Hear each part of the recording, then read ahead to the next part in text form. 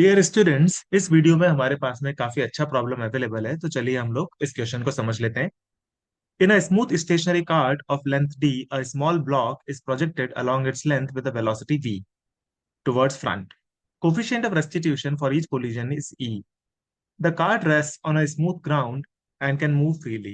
The time taken by the block to come to rest with respect to the cart is, ये question है और चार options दिए हुए हैं।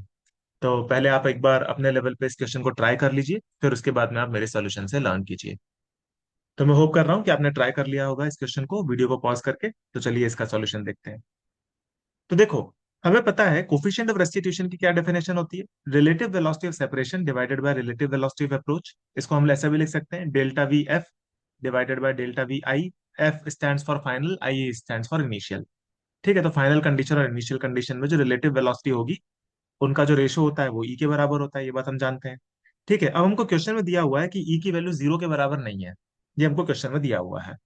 लेकिन अगर मान लीजिए फाइनली ब्लॉक जो है वो रेस्ट पे आ जाता है विद रेस्पेक्ट टू कार्ट, तो relative velocity of separation zero होनी चाहिए फाइनली। जैसे क्वेश्चन में हमसे क्या बोला गया है कि कितने टाइम के बाद में ब्लॉक जो है वो कार्ट के रेस्पेक्ट में रेस्ट पे आ जाएगा। तो जब ब्लॉक कार्ट के रेस्पेक्ट में रेस्ट पे आ जाएगा, यानी कि ब्लॉक और कार्ट साथ में चल रहे होंगे, यानी कि ब्लॉक और कार्ट के बीच की जो रिलेटिव वेलोसिटी होगी वो जीरो हो जाएगी फाइनली। और अगर रिलेटिव वेलोसिटी जीरो हो गई फाइनली, तो यानी कि ई की वैल्यू जीरो हो जानी चाहिए। रिलेटिव वेलोसिटी फाइनल जीरो होने का मतलब है कोफिशिएंट ऑफ रेस्टिट्यूशन जीरो होना।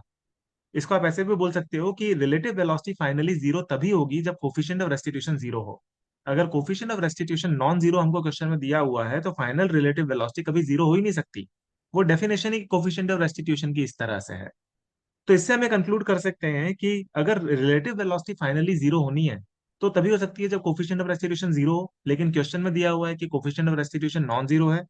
तो इससे हम ये कंक्लूड कर सकते हैं कि ब्लॉक जो होगा वो कार्ड के रेस्पेक्ट में कभी भी रेस्ट पे आएगा ही नहीं। और अगर कभी भी रेस्ट पे नहीं आएगा तो उसको हम लोग एक फैंसी लैंग्वेज में ये बोल सकते हैं कि उसको इनफाइनाइट टाइम लगेगा रेस्ट पे आने में।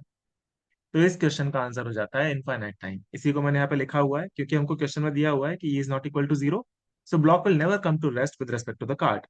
सो we can say that it will take infinite time. ये एक फैंसी तरीका है ये बात कहने का कि कभी भी पार्टिकल, ये जो ब्लॉक है ये कार्ड के रेस्पेक्ट में रेस्ट पे नहीं आएगा, यानी कि इनफाइनाइट टाइम लेगा। तो यानी कि इस क्वेश्चन का आंसर क्या हो गया? Option D.